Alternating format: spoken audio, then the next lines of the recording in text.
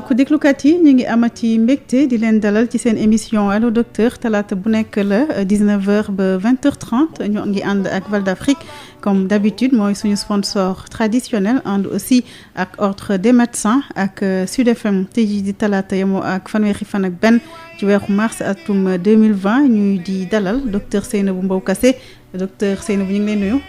maa ngi leen di fay Ndeye Khady. nga di chef bureau maladie cardiovasculaire et métabolique ci division maladie non transmissible ministère de la santé ak action sociale docteur tey dañuy fas yéene waxtaan ci mbirum coronavirus ak li ñuy tuddee maladie chronique mais balaa ñu ci sóobu bëggoon nañu nga fàttali ñu tuuti rek fan la jàngoro ji toll ci bisu tey. waaw maa ngi nuyu ñëpp di nuyu suñu auditeurs yi. ñi ñuy déglu.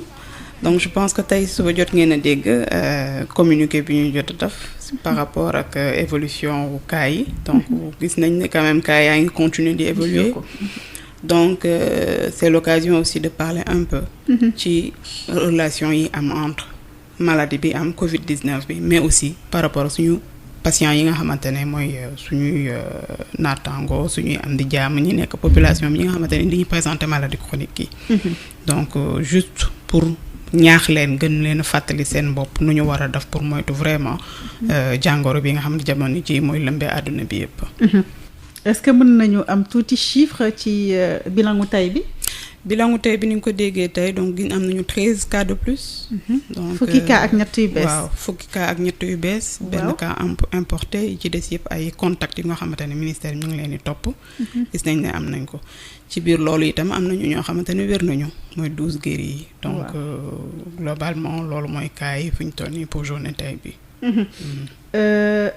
docteur lan mooy maladie chronique yan moo fi gën a fes fii ci Sénégal ak itam lan moo war a tax ñu war a bàyyi xel ci ñi yore maladie chronique ci jamono bi ñu nekk nii ci wàllu coronavirus bi.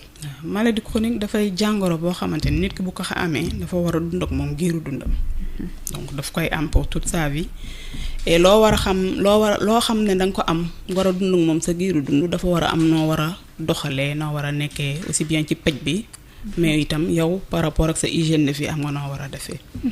et jàngoro yooyu mun nañ leen lim ci bëri nañu donc OMS ni mu koy waxee ñeenti groupe donc si ñeenti groupe yi am nañu cancer yi. waaw am nañu lii di diabète. am nañu li ñuy wax les maladies cardiovasculaires ci maladies cardiovasculaires yooyu li ñu gën a ràññee mooy hypertension artérielle bi. am nañu aussi les maladies respiratoires chroniques je pense que liñ ci gën a xam mooy asthme bi. asthme waaw.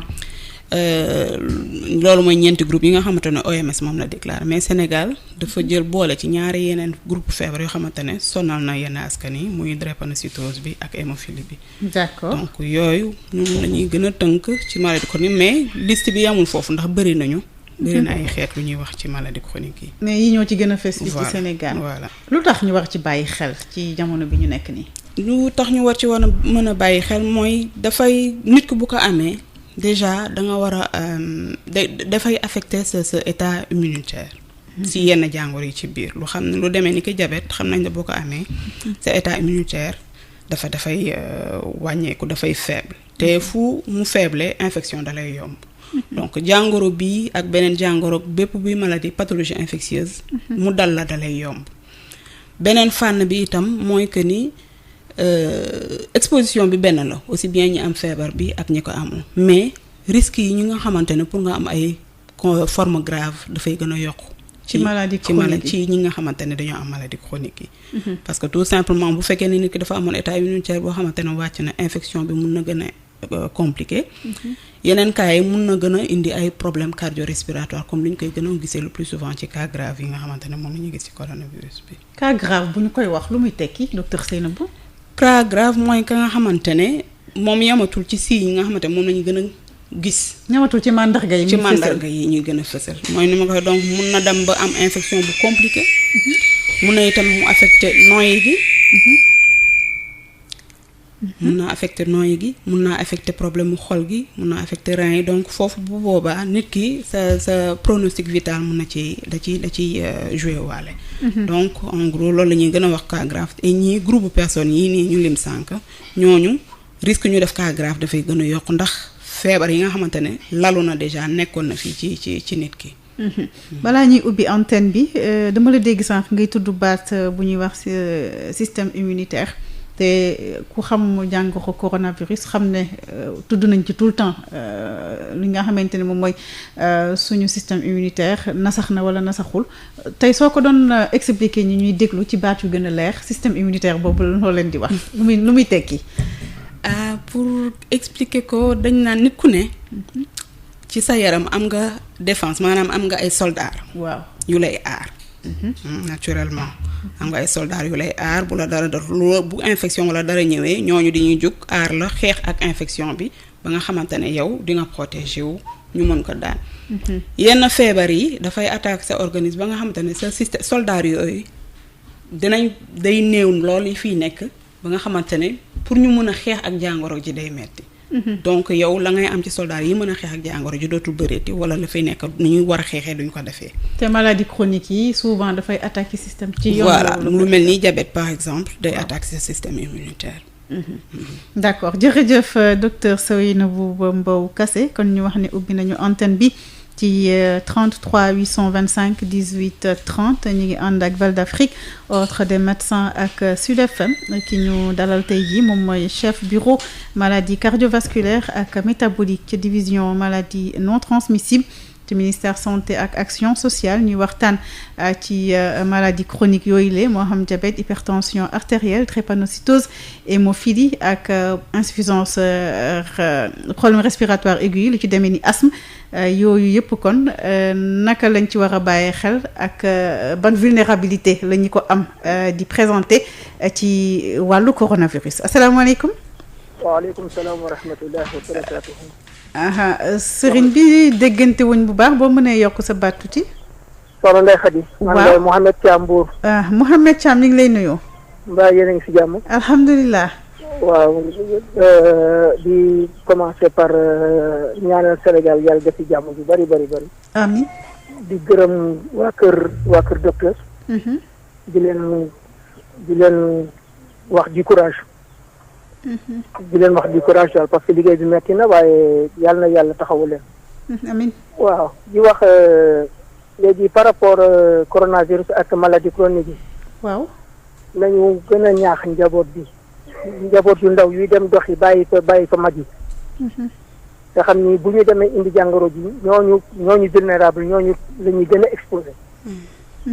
waaw man ñooñu laay jëkkee ñaax xale yi parce que xale yi tëj nañu école tëj université yi ci mais ils n'ont pas compris que dañu tëj école yi pour ñu ñëw toog seen kër pour bañ feebar bi law. ak tamit transporteurs yi maa ngi Mbuur mais transporteurs yaa ngi yëpp ay nit di leen yóbbu Dakar di jaar ci àll bi loolu tamit na si état bi veille baax a baax kuñ si jàpp nañ la sanctionné moom ak client yeeg yëpp chauffeur be client yëpp nañ leen sanctionné sévèrement ba ñu xam ne nit ñi fowuñu dañu nekk si état d'urgence ñu ngi en temps de guerre ñu ngi guerre ak virus corona kon na nit ñi delloo seen xel bu ñu tëjee jàkka yi tëj marché yi tëj lépp nekkatuñu si foofu nañu bàyyi la part du gain xaalis rek la ñu xalaat ku nekk sa intérêt ngay xalaat loolu dañ ko war a passé salaam Ndeye Khady maa ngi lay gërëm bu baax a baax. merci beaucoup Mouhamed Thiam doon woote Mbour dinañu ko tontu ci kanam tuuti docteur Seynabou 33 825 18 30 asalaamaaleykum allo. allo asalaamaaleykum. waaleykum salaam wa rahmatullah. soxna Ndeye Khady ñoo ngi leen nuyu bu baax. ñi ngi lay fay fooy wootee. maa ngi wootee Yëmbal Ibou Ngone Mbengue. Ibou Ngone ñi ngi lay nuyu. ñoo ngi lay fay bu baax di rafetlu émission bi. merci beaucoup. di dalal sa gan googu. dégg bi de taxul mu neex noonu. waaw maa ngi dégg bu baax waaw kon yaa yëkkati sa baat tuuti kon. waa kay xanaa di rafetlu émission bi rek. merci. di nuyu sa gan googu bu baax. ñu ngi lay fay. dama ko dégg na mu wax ay maladie chronique yu bari. waaw. léegi ci biir maladie yooyu ki nga ak feebar bi xew nii kan la ci gën a mën a sonal. waaw loolu laa bëggoon a laaj. d'accord. incha allah dina la ci tontu incha allah. merci beaucoup ñu ngi woon léegi Yëmbal ak Ibou Ngone Mbengue ñu xool kan moo ci topp docteur suñu amee defe naa juróomi laaj ñu taxaw bàyyi la nga tontu asalaamaaleykum. maaleykum salaam wa rahmatullah. sëriñ bi. maa ngi lay nuyu Adja maa ngi nuyu ci invité boobu. ñu ngi lay fay bu baax El Hadj Touré. El Hadj Touré ñu ngi lay nuyu. waaye maa ngi lay nuyu di nuyu waa Sud FM yëpp. ñu ngi lay rafetlu émission bi bu baax a baax a baax. di ñaanal Sud FM ma ci kanam ma ci kanam. di ziar bu baax sant li wax xam ci jàmm. El Hadj. waay baal ñu nga yëkkatiwaat sa kàddu tuuti ndax ñu déggante. waaw Adja maa ngi lay nuyu bu baax di nuyu ci invité boobu. kooku suma yaay la te Ndiaye la sant suma yaay Ndiaye la sant. donc maa ngi koy ziare bu baax a baax a baax. ñu ngi lay maa ngi ziare waa fii def bi yëpp bu teg yëpp maa ngi ñaan yàlla jàmm si yàlla defal jàmm. allahumma amiin di ziare bu baax tontu ndax te xama ci jaan Ndour. bon affaire bi lu am solo encore nga indiwaat. waaw c'est-à-dire que maladie chronique ak coronavirus bi nga xam ne dafa xew ci jamono. man lu ma gën a kii mooy encore nga baal ma tuuti comme ça ma jaalee ndeysaan suñu mbokk boobu Mor Niang Mbacke Bari dégg naa yaayam dafa génneen at maa ngi koy jaale quoi nga baal ma nag. amul solo waaw ñu ngi ko koy jaale ñun itam. après fekk nit ku baax la quoi vraiment. lu baax rek lay wax. bon maladie bi comme ça bon ak maladie chronique yi nga xam ne gars waa Sénégal yi nga xam ne dañuy dëgër bopp Adja. wallaay da ngay romb fii nit nekk ci ay grand place comme ça di carte te encore dañuy tere nit ñi di mbooloo ak affaire yi di carte di bolot di dem yi li nekk ci mbedd mi comme ça di seen loxo tax ci huile di lekk muy mel daal yëgaluñu ko seen yaram man daal bu nga ko gisee damay tiit te encore bon super yi ak affaire yooyu moom respecté wuñ super yi ba léegi rek lañ doon xatlu kii super yi xat nit ñi comme ça di kii nii bon loolu daal vraiment respecté wuñ ko daal vraiment te Sénégalais dañuy war civilisé te encore maladie mu ngi gën a yokk dëgg yàlla sax mu gën a yokk te kenn xamuñu fu ñuy jëm réew yi am doole sax mëntuñ ci maladie bi dara waxuma ne sax ñi nga xam ne amuñu doole amuñu dara ñun bu ñu si jël suñu biir kër fañ lañu jëm donc maa ngi bugg comme ça bon docteur na encore ma seetlu waat ci kat encore ma gën a ñaaxaat nit ñi te nit ñi dañuy dëgër bopp Sénégal yi dañuy dëgër bopp de dégguñu dara ci nit ñi li ñu sensibiliser nit ñi dégguñ ci dara defuñ ci dara jëflewuñ ci dara asalaamaaleykum wa rahmatulahi taala wa barakatu. waaleykum salaam wa rahmatulahi taala wa barakatu jërëjëf El Hadj Touré ñu xool kenn wala ñaar balaa ñuy taxaw daal di tontu asalaamaaleykum. allo soxna si. salaamaaleykum ça va. ça va alhamdulilah fooy wootee. maa ngi wootee Mbao. Mbao. waaw. ayca ñu ngi lay déglu.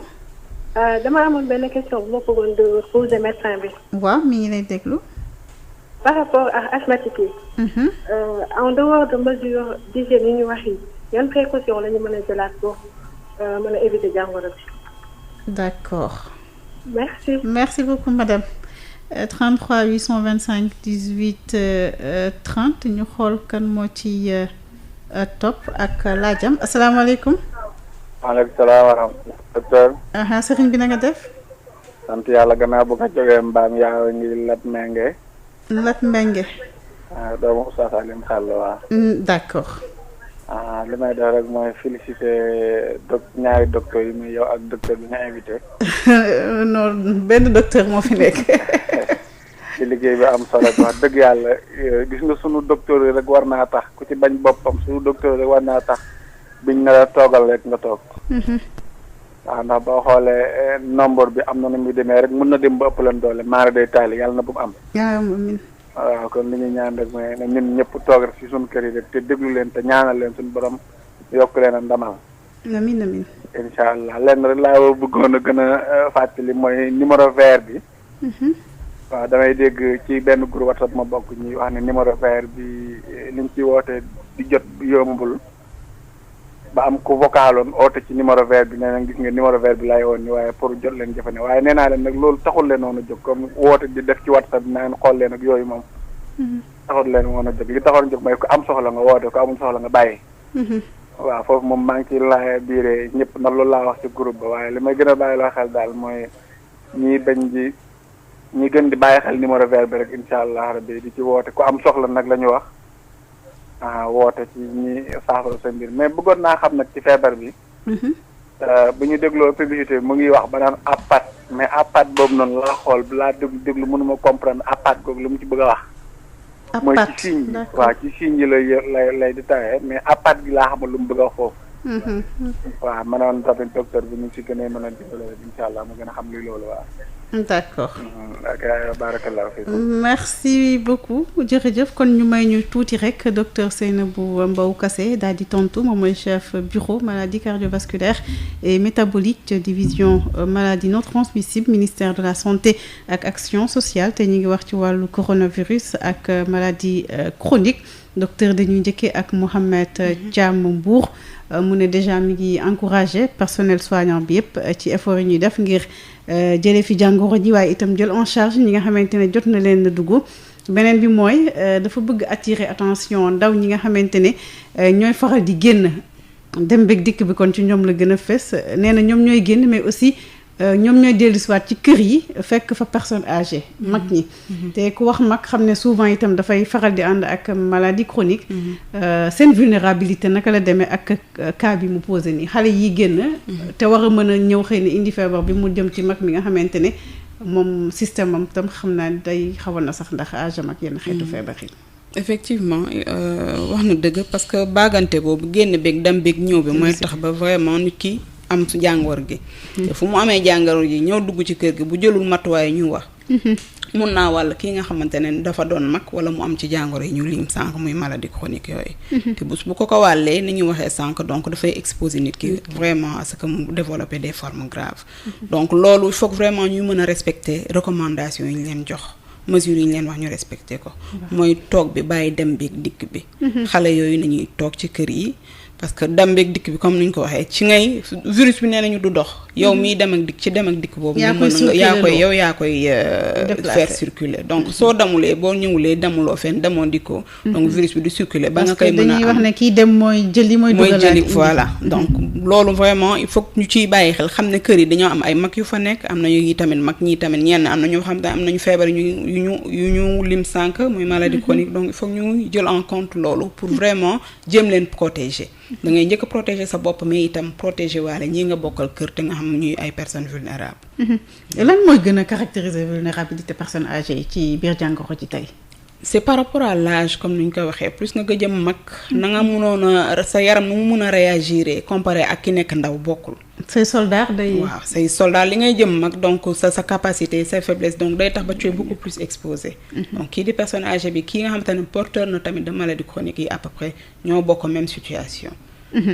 yëmbal la woote Ibou Ngoné Mbengue Mouhamed Thiam wax na ci wàllu transport bi itam ci ñi sàcc di jaar ci àll bi loolu xam naa ni ministère transport bu fekkee am na ñu ci déglu te dinañu gën a bàyyi xel ci wàllu boobule ndax dañu wax ni interurbain amatul kenn waratul jóge dëkk dem ci beneen dëkk donc loolu xam naa ni xëy na peut-être ñoom dinañ ci wax mën na am ay mesures yuñ ci jël.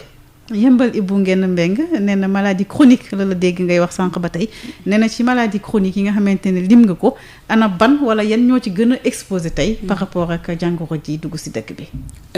pour wax ci lu leer boobu dina xaw a jafe parce que nit ci fi ñu toll nii dafay jàngoro ju bees. ñuy soog a ñëw ñu ngi soog ay gis cas yi donc ñu ci bëri ñu ngi ci ay études yu bëri. donc ñu ngi ci li ñu mën a jàpp rek nañu jàpp ne ñoom ñëpp yem. képp ku am maladie chronique da ngay fexe moytundi ko. waaw ba. noo mun a moytandikoo le plus possible pour bañ a fexe ba bañ a am jàngoro ji. boo ko jàppee noonu parce que boo fi nekkee naan ki am kii moo gën a exposé kii nii donc dañuy jël néewal lépp da ngay sàggane sa bopp mais boo jàppee ne yéen ñëpp a yemle donc doo sàgganee dara nga mën a vraiment topp tegtal yi ñu la jox pour vraiment aar sa bopp aar seen waa kër yi tamit. El Hadj Touré moo ci topp nee na Sénégalais yi moom dafa seetlu ne mesures yi ñu leen jox pour ñu topp ko ñu ci bare sàmmante wuñu ak moom ndax gis na ni grand place yaa ngi wéy ci mbedd mi ñi ngi carte ñi ngi laamisoo bu fa mel ni daal jëluñu conscience gravité feebar bi di coronavirus docteur. je pense que nag il est temps que ñu xaw a conscientiser un peu par rapport ak situation bi xam ne vraiment feebar baa ngi fi muy gën di yokk di dem ñu topp ñu leen wax nañuy toog seeni kër defe naa tey ci point bi ñu ngi ci téeméer rek juróom-ñaar fukk defe naa ak waaw yu tegtal donc pour wane ne fa ñu tàmbalee ak fi ñu toll tey jii ma ngay avancer di dem donc foog ñuy sàmmanteeg topp vraiment tegtal yi ñuy jox dajaloo yi nañ ko bàyyi dem di seetante sax nit ki kër yeeg yooyu nañ ko dakkal itam ku bëgg téléphone yaa ngi fii ku am koo war a seet yëkkati sa téléphone seet ko nu mu def donc il faut vraiment jamono bi moo ko laajatul daal waaw jamono ji fi dañoo toll foo xamante ne vraiment loolu il faut ñu mun ko respecter bu ñu munee mën a ralentir vraiment évolution épidémie il faut kenn ku nekk contribuer parce que ñi ngi wax ñi ngi jëf mais kenn ku ne war na mën a conscientiser wu xam ne situation bi nii la demee lii ñu lay wax say tegtal yow lay njëkk a aar sa njëriñ la sa njëriñ la sa ak seen waa kër donc boo ko toppee vraiment di nga mën a dimbali nit ki donc foofu il faut vraiment qu'on puisse sensibiliser waat nit yi ñu gën a conscientiser par rapport à la situation. recommandation yi boo ñu ko mënee fàttali. waaw recommandation yi mooy mesure yi ñu doon wax rek. cet gi moo jiitu. raxas loxo yi ak ndox ak saabu ba mu set. boo ko yorulee am na solution yi ñuy am hydroalcoolique nga daf ko say loxo. bërëb yi nga xamante ne ci biir kër gi da nga koy gën a faral di ko utiliser di teg loxo di dindi yooyu itam ngay faral di ko nettoyer régulièrement. comme yan par exemple. say table lii di table yi. kër ga meuble yi nga xamante ne vraiment. waaw chaque jour loxo bi ma nga cay tegu. waaw donc il faut que nit yi di am. poignée buntu yeeg yooyu. poignée buntu yi sonnerie buntu yi kaw meuble yeeg fauteuil yeeg bopp lal yeeg yooyu il faut que nit yi di am habitude. di koy nettoyer régulièrement. nettoyage boobu loo koy nettoyer par exemple. c'est très simple eau de javel bi mais faut pas nga mën a jaxase ko ak ay détergent ak ay omo yooyu. eau de javel ak ndox bi. ah pourtant fii docteur moom. waaw sa doy na suñuy habitude la ñuy def dañuy jël habitude la. détergent bi jël eau de javel boole ci. voilà donc loolu vraiment c'est pas une bonne c'est pas recommandé. eau de javel juste avec de l'eau ce qu'on peut faire autre chose aussi eau de javel bi daf ko ci benn flacon boo xamante ne dina pulvériser dina mun a. di nga ci mun pomper wu. waaw daf ci eau de javel bi ak ndox mi nga mën. yooyu endroit yooyu ñuy wax de manière régulière nga koy faral di fomp correctement. mën a aar sa bopp aar seen waakar ndax dem beeg dikk bi di nga am yenn gestes yoo xamante ne quelquefois doo ko contrôler. waaw da ngay xaw fàtte. da ngay xaw a fàtte. waaw yeneen mesures yi itam bokk na ci éviter di laal sa kanam fekk na boobu sa loxo setul. gémmiñ bi ci la bokk gémmiñ bët bakkan yooyu yëpp donc éviter di jël sa loxo di ko laal ci endroit yooyu noonu. ak itam de respecter comme ni ñu koy waxee. dajaloo yi bañ di dajaloo. fu ngeen nekkee yi tamit ay ñu bëri ngeen mën a respecter distance bi ñu leen wax lu mu néew benn mètre mu dox seen diggante. waaw loolu moom vraiment règle mesure yooyu de manière générale bu ñu ko dee respecter. beneen bi gën nag mooy nga toog sa kër sax fa. boobu moom faf moom mooy gën a noppal ñëpp. boo amul benn yitte boo xamante ne farata bu ngi jarut a génn toog sa kër génn bi di taxawaal pour dox rek jaru ko. d'accord. ñu ànd ak soxna si woote woon mbaaw wax ne ñi nga xamante ne ay asthmatique lañu. en dehors mesures yi nga xamante ne souvent moom ngeen leen di wax ndax tey ci contexte bi ñoom war nañoo gën a yokk seen taxawaay seen matuwaay ci côté boobu. waaw seen matuwaay ku ci asthmatique am nga sa médecin jox na la say traitement booy jël li ñu lay njëkk wax ñoom seen médecin li ñu leen wax souvent mooy ñu continuer seeni garab bu ñu ko arrêté. bu ñu arrêté seeni garab fu ñu gisee ne am na lu leen jaaxal. par rapport ak seen feebar nañu jéem a jokkoo ak seen bërëbu fajukaay yi médecin yi leen di faj. ñooñu bu boobaa dinañ leen di jox tegtal yi bu dee dinañ leen tegtal bu dee dafa jara ñëw ci hôpital ba dinañ ko jox rendez-vous. parce que dañuy jéem a minimiser durée yi ngay def ci biir salle d'attente bi. donc il faut nga jéem a jokkoo ak sa médecin wala ci unité de traitement. balaa ngay jug di dem. ndax ñu mën la wax nan ngay def boo expliquer nii ñoom dinañ xam ndax da ngay continuer am déet ndax da nga war a ñëw wala déet selon yow li ngay yëg sa yaram. waaw ñoom vraiment yooyu mais itam li njëkk mooy garab yi ñu la bindaloon moom bul ko arrêté continuer ko ni la ko joxee woon surtout boo dee asthmatique continuer say traitement comme ni la ko sa médecin traitant joxee woon. mais ci maladie chronique yi ñu tudd nii amul yoo xamante ne mandarga yi dafay xaw a niroo yenn saay ak mandarga yi coronavirus ba parfois xëy na peut-être mu mën a indi confusion. mandarga yi coronavirus li ñu ci gën a seetlu mooy fièvre bi yaram bi tàng la put bi metti yaram bi metti comme grippe bi ñu ko waxee yaram bi metti bu demee ba yàgg nga am ay jafe-jafe pour noyyi. donc liñ ci mën a xam mooy lan jafe-jafe pour noyyi boobu moom ak asthme bi mais du toujours parce que dafay ànd ak yeneen. day ànd ak yeneen donc yow xam nga ne déjà sa terrain asthmatique nga nii la crise asthme bi di dikkale. yow nag yow mi asthmatique foo gisee ne par exemple yëg nga yaram buy tàng bi put bi mu ngi metti boole dem yaram baa ngi metti dem nga ba un certain moment gis nga ne am nga jafe-jafe pour noyyi foofu bul xaarati. wooteel ci numéro yi ñu jagleel pour woote ci. nga toog sa kër nag en attendant nga auto-isolé wu comme ni nga ber sa bopp. nga ber sa bopp. waaw pour moytu parce que xamaguñu ndax am nga ko wala déet. suspect nga. mais beral sa bopp le temps que numéro yi nga woote ñoom dinañ traité sa demande. dina am équipe bu ñëw mun ñëw xool saytu xool ba xam moom la am déet. d'accord Lat Mbengue la ñuy àndal doomu Oustaz Sall ci fi nga daaneel la ñuy jëm léegi ci wàllu numéro woote bi nga wax ne da nga war a woote waruloo jug dem hôpital c'est important moom daf ne dañ ko xamal que ni numéro vert bi da nga ciy woote mais doo jot dafay difficile pour nga accéder ci lan moo koy waral ak xëy na ndax am na solution leneen li ne dafay dégg ñu ne ci màndarga yi coronavirus lu ñuy tuddee APAT da ciy am APAT boobu nee na moom dafa xamul APAT lan lay renvoyer lu muy tekki waaw numéro vert bi je pense que li ñu toll moo tax période bi ñiy woote di bëri rush bi donc ñiy woote day bëri donc day réseau bi dina xaw a saturé dina kii mais mi ngi fonctionner mais à part numéro vert boobu li ñu doon wax sax mooy numéro cellule d'alerte yi mu ngi fi am na ñetti numéro yu ñuy joxe woon mooy mun nañ ko rappeler yi tamit nañ ko rappeler mooy 78 172 10 81 wala 76 765 97 31 wala 70 717 14 92 ñetti numéro yooyu mooy yi nga xamante ne nit ki yëg na mandarga yi waaw au lieu muy jug di dem hôpital bu mu jug di dem na toog te woote numéro yi wala mu woote 15 15 bi numéro SAMU bi voilà parce que jug bi di dem dafay gën a yokk problème waaw looy jug di dem di nga dugg oto waaw te xamuñu ndax am nga am dégg donc oto boobu ngay dugg chauffeur bay dawal mun nga kaa wàll boo yeggee ci structure sanitaire ba di nga xëj na toog ci salle d'attente ba salle d'attente ba boo fa toogee am na ñeneen ñu fa toog am nga risque wàll leen boo demee tamit docteur yi ngay fekk ci biir hôpital boobu foofu bu ñu xamul ne moom nga am bu ñu ñëwee xool la mun nga leen a wàll donc risque yi nga mën a wàll nit dafa bëri moo tax ñuy boo yëgee ñuy ñaax nit ku yëg mandarga yooyu toogal sa kër nga beru ndax nga beru bi tam pour mën a moytu wala ñeneen ñi nekk sa biir kër le temps que équipe bi di ñëw pour mën a def investigation en charge voilà APAT bi waaw APAT moom la ñuy wax essoufflement jafe-jafe pour noyyi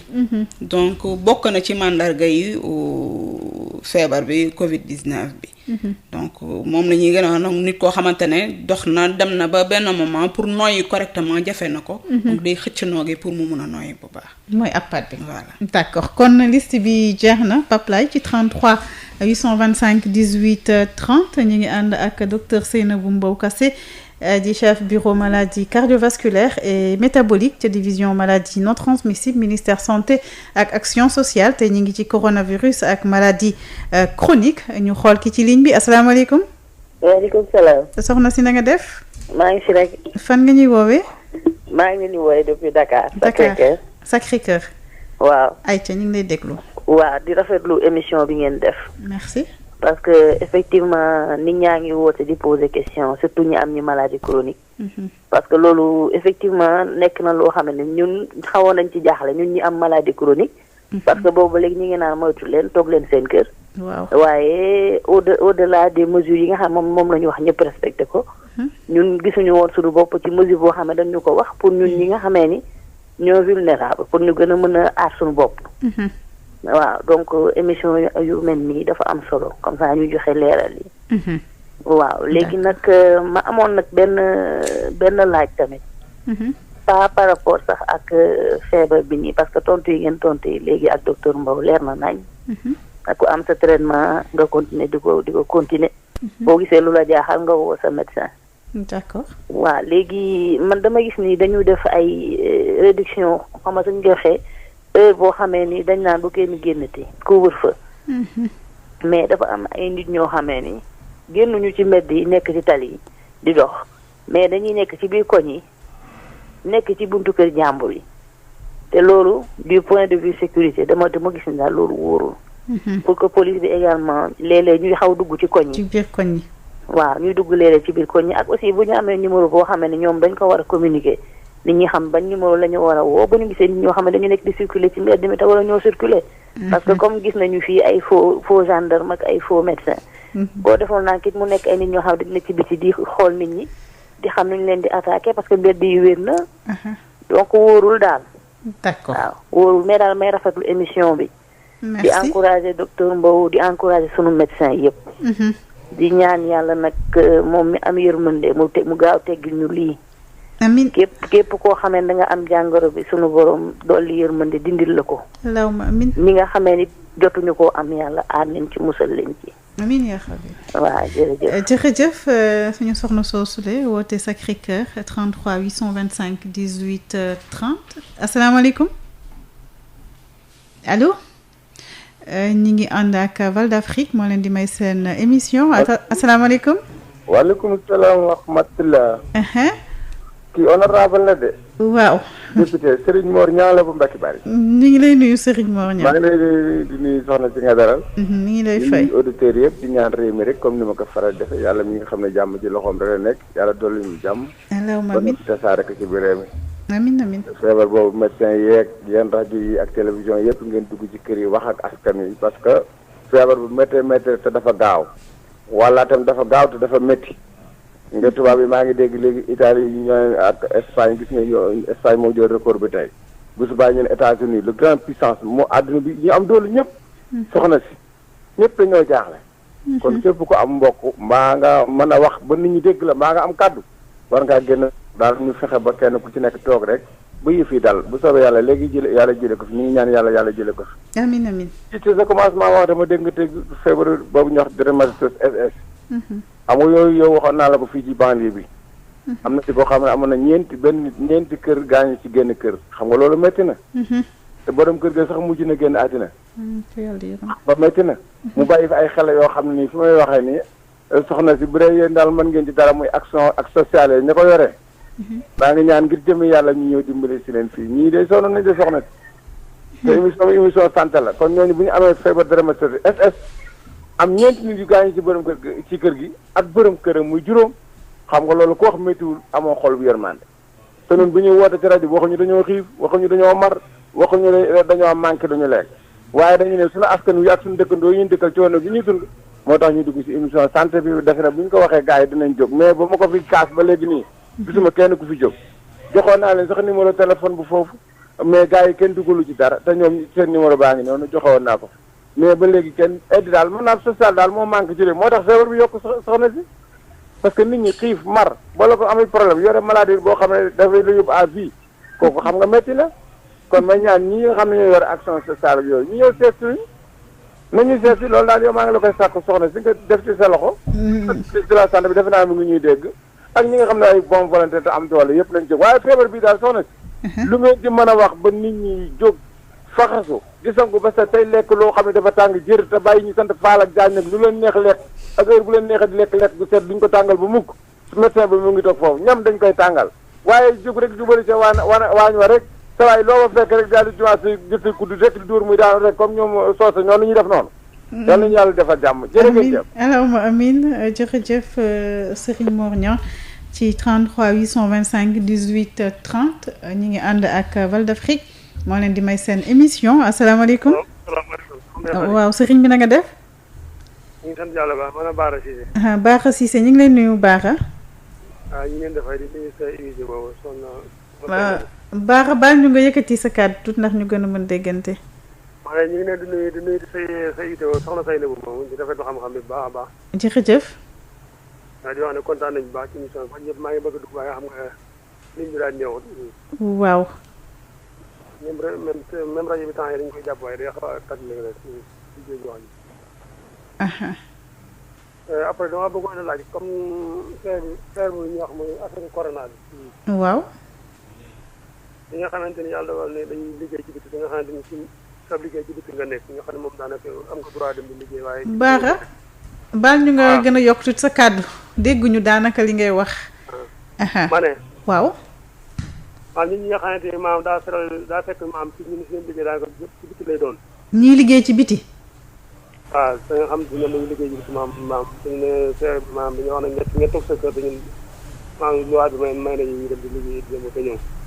waaw. léegi ñun dañu yor suñu masque ak suñu matuwaay ndax loolu maa am na ay risques wala déet. d'accord.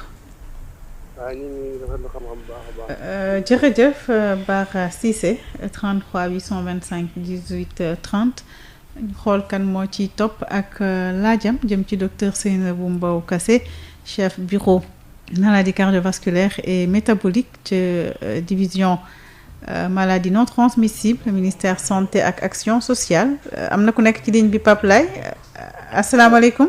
waaleykum salaam wa rahmatulah. soxna si na nga def. soxna Ndeye Khady. waaw. soxna Khady Ndiaye. soxna Khady Ndiaye ñu ngi lay nuyu. ñu ngi leen di fay. alhamdulilah. ñu ngi leen nuyu di nuyu sa invité bi. ñu ngi lay fay bu baax. ñu ngi nuyu docteur bu bari. merci di rafetlu émission bi soxna Ndeye Khady. jërëjëf. yéen a ngi yeete yéen a ngi yedd yéen a ngi leeral. nañu jéem loolu yëpp yéen a ngi koy wax macha allah. di ñaan yàlla nag feebar bi nga xam ne moo dugg ci àdduna mi pandémie bi. di ñaan yàlla ñu mu dal. ñu wér. ñi nga xam ne amaguñ ko yàlla buñ ko am. yàlla na fi jàll ba ñu naan am na feebar bu fi jaaroon. amiin te yàlla na gaaw. amiin yaa rabbi. lépp nag mu ngi sukkandiku ci ñu yam sunu kër yi comme ni ñu ko waxee. nañu toog sunu kër yi. bu fekkee ni loolu mooy tax mu reculer feebar bi reculer. virus bi dem nañu toog sunu kër yi. ak benn comportement bi mooy benn hygiène personnelle. hygiène personnelle bi mooy nga xam li ngay lekk xam li ngay naan xam fi ngay dem ak fi ngay dugg ak yëpp yooyu yëpp daal. soxna Ndeye Khady daal dañu yem sunu kër yi. moo gën loolu donc mooy solution bi. d'accord. macha allah. merci beaucoup soxna Khady Ndiaye Louga 33 825 18 30 kan moo ciy topp ak préoccupation am jëm ci docteur Seynabou Mbow Kassé asalaamaaleykum. waaleykum salaam. sëriñ bi na nga def. waaw maa ngi fi. fooy wootee. ak Géejawaay. Géejawaay. waaw Moustapha Sall. Moustapha Sall. waaw Géejawaay. ayca ñu ngi lay déglu Moustapha. waaw dama bëggoon a am laaj bu ma laaj ci émission santé bi. ayca waaw. waaw man dafa am muus mu nekk sama kër quoi des fois gars yi bu ñu fi ñëwee dañ naan muus day joxe asma. muus bu nekk sa kër. waaw des fois dañ naan muus baaxul day jox asma quoi. d'accord. ma doon laaj docteur ba xam loolu am na am déet. d'accord dina la ci wax lu mu xam incha allah. waaw des fois émission bi rediffusion bi laa doon kar nii mais ndekete boobu rediffusion la quoi xaw ma woon ne mardi lay kii quoi. waaw direct bi mardi la dimanche la ñuy mardi la waaw am na solo loolu wax dëgg yàlla maa ko te keroog laa koy déglu mooy wax ko sama benn waaye quoi. ah d'accord. waaw mais kooku Sud FM rek lay déglu mais nag maanaam émission santé boobu moom loo am loo laaj nga woote fa quoi. d'accord. mais kontaan nañ na sa liggéey des fois dama lay topp lu bari. merci beaucoup Moustapha. merci jërëjëf. jërëjëf ñu ngi àndoon ak Moustapha Sall doon wootee Géejawaay suñu amee kenn Pape Laye xam naa ñu taxaw bàyyi docteur mu tontuwaat asalaamaaleykum. maaleykum salaam maa ngi wootee Kër Massar. yaa ngi wootee. Kër Massar. Kër Massar. waaw léegi dama bëggoon a xam. waaw. est-ce que coronavirus mun na aggraver infarctus du myocarde wala insuffisance cardiaque est-ce que mun na ko aggraver coronavirus. deuxième question bi. infarctus du myocarde ak. dama ne coronavirus. waaw. est-ce que mun na aggraver. infarctus du myocarde. wala insuffisance cardiaque. léegi ma waxaat est-ce que infarctus du myocarde. wala insuffisance cardiaque. mun na indi AVC. d'accord. ma waxaat est-ce que insuffisance cardiaque. wala infarctus du myocarde est-ce que mun na indi impuissance sexuelle maanaam télé mun na ko indi est-ce que mun na ko indi. allo. waaw comprendre na question yi. d'accord. est-ce que infarctus du myocarde wala insuffisance cardiaque mun na indi impuissance sexuelle télé daal. mooy troisième question bi. d'accord. deuxième bi est-ce que infarctus du myocarde wala insuffisance cardiaque mun na indi AVC. d'accord. beneen bi nag relation coronavirus ak insuffisance cardiaque wala infarctus. ndax mën na ko aggraver. waaw yaa ngi def la émission bi gën ci àdduna bi dégg nga. jërëjëf sëriñ bi Kër Massar la doon woote su fekkee amul ku rëcc Pape Laye ñu daal di taxaw ñi ci jas jéggal ñu kon mën nañu dem ci tontu yi defe naa wala dafa am ko egsi ayca dañuy ànd ak suñu soxna si fi njëkkoon a woote ci deuxième liste bi mu wootee Sacré-Cœur nee na moom xam naa ci ñi am maladie chronique la bokk nee na boobu ba léegi c'est vrai que ñoom dafa mel ni xawuñu sentir seen bopp ci jàngoro ji ak sensibilisation bi ñu ci def dégg na li nga wax ci wàllu ñoom ci seen bopp prise de conscience ak matuwaay bi ñu war a amal ci seen bopp ci wàllu seetlu ak nu ñuy doxalee ak seen médecin traitant su fekkente ne am na lu leen arrivé leneen li mu wax aussi moom mooy jëm xam naa loolu moom ministère intérieur la ñoo ko mën a lijjanti mooy ci wàllu couvre-feu bi ñi nga xamante ne duñu génn ci tali yi mais ci koñ yi la ñuy dugg groupe ci ay bunti kër rek yu ni demee nee na xëy na loolu su fekkee ñu ñuy dégg su dee am na numéro bu police mën a communiquer ba nga xamante ne ku gis loolu xëy na mën nga toll sa biir kër woote joxe position bi fan la bu ko defee ñu mën ci ñëw daal di xool li nga xamante ne moom moo xew ci gox yooyu la ak ñiy rassemblé wu te dañu ko tere ci guddi gi mais bëggoon naa ci laajam docteur Seynabou li mu wax que ni ñoom sentiruñ woon seen bopp bu baax ci bi ñuy door a commencé li nga xamante ne moom mooy sensibilisation bi tey nii nee na bi mu la déggee xelam gën na dal ma bëggoon a xam yéen bi jàngoro ji ñëwee division maladie non transmissible yan peut-être disposition ngeen jël pour jël en charge ñi nga xamante ne yéen ci yéen la ñu bootu ci wàllu feebar yu demee nii.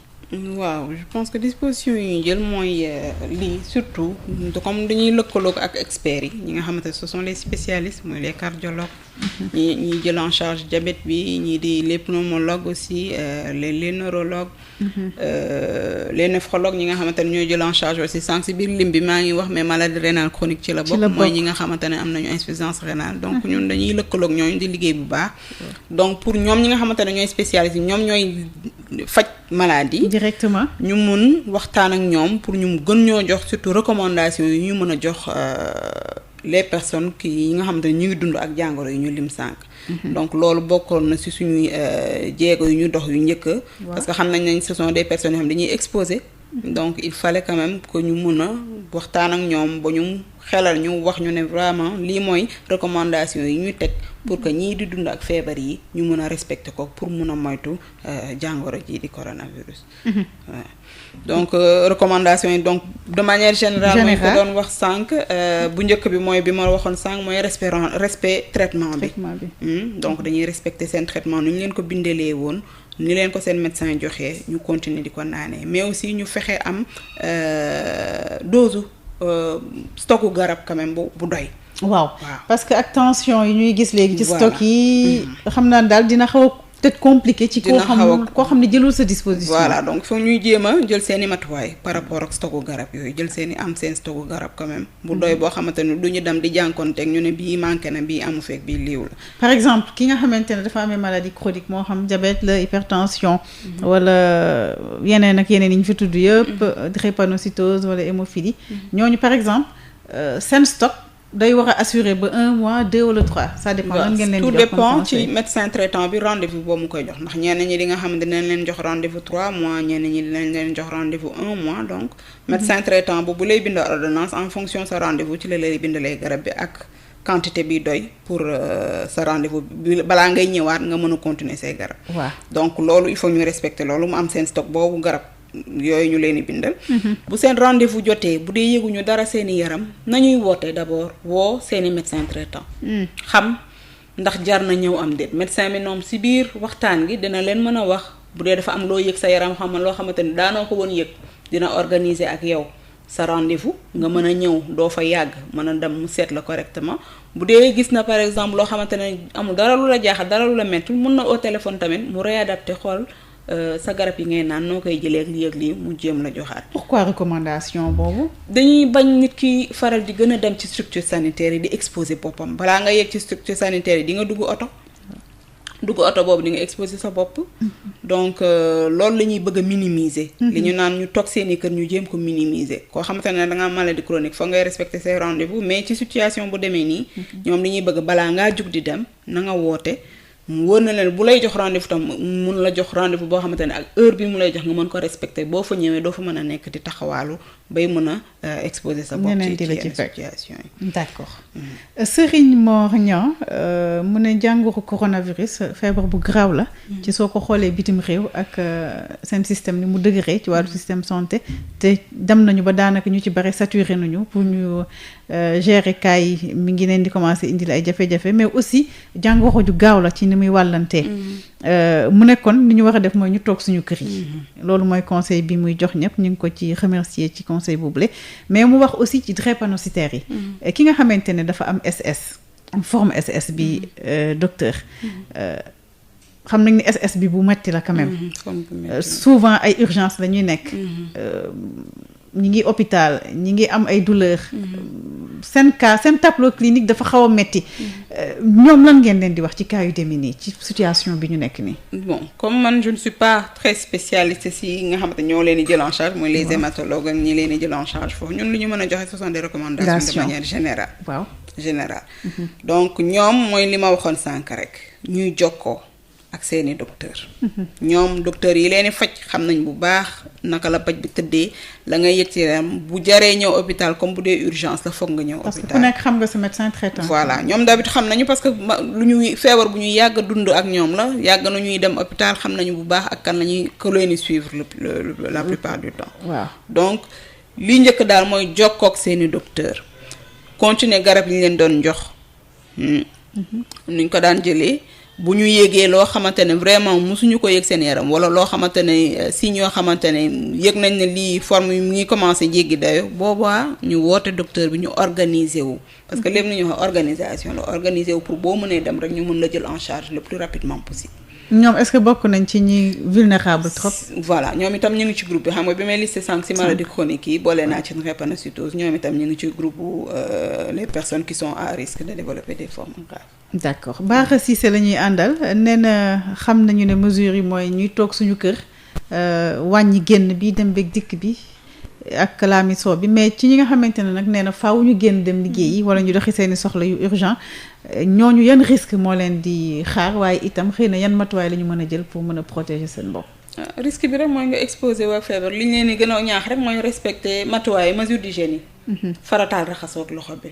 ndax comme ci la ñuy daanee seen doole ci la ñuy nekk ci biti. waaw liggéey bee ko laaj. mais nañuy farataal di raxas seeni loxo ak saabu ndox ak saabu à défaut utiliser solution hydroalcoolique yi fi nekk nii. éviter ni ñu ko waxee sànq jël sa loxo fekk ne setul nga laal ko sa kanam bàyyi nuyoo bi.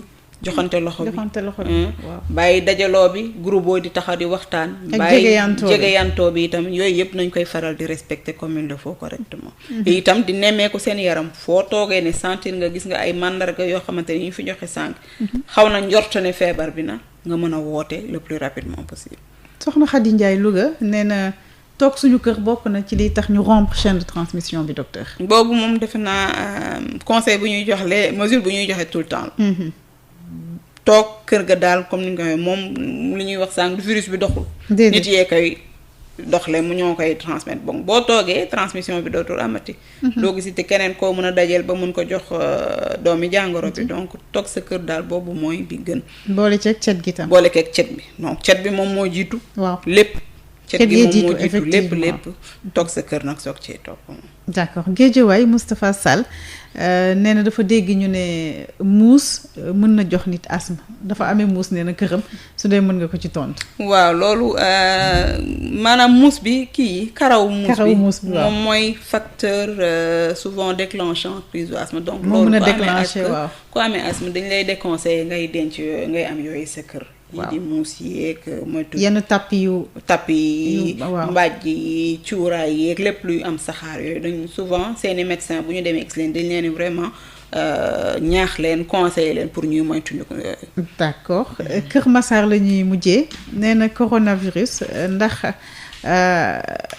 mën naa aggraver infarctus du myocarde wala insuffisance cardiaque. beneen bi ndax infarctus du myocarde wala insuffisance cardiaque mën nañoo indi AVC ñaar yooyu ba tey ndax mën nañoo indi impuissance sexuelle.